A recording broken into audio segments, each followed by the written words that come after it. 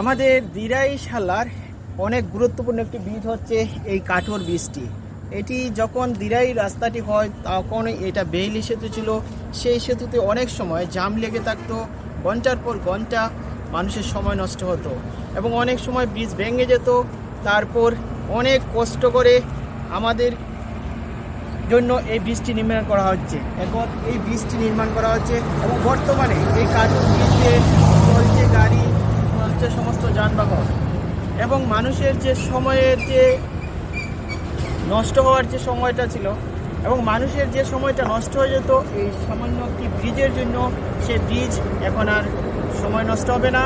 এখন ব্রিজটি খুলে দেওয়া হচ্ছে, গাড়ি চলছে, আপনারা দেখতে পাচ্ছেন বড় বড় গাড়ি আসছে।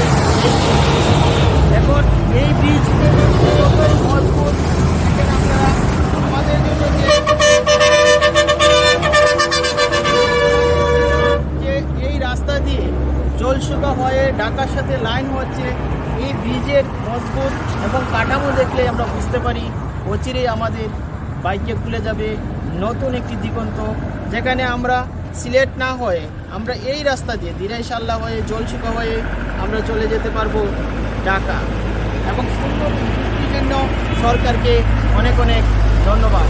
এবং এই ব্রিজটি আনয়নের জন্য যে সকল প্রকৌশলী কিংবা আমাদের স্থানীয় এমপি মহোদয় সহ যারা এই ব্রিজের সাথে জড়িত সকলকে এবং ভাগ্য বুঝে যাবে এই বাটি বাংলার মানুষের। ধন্যবাদ সবাইকে।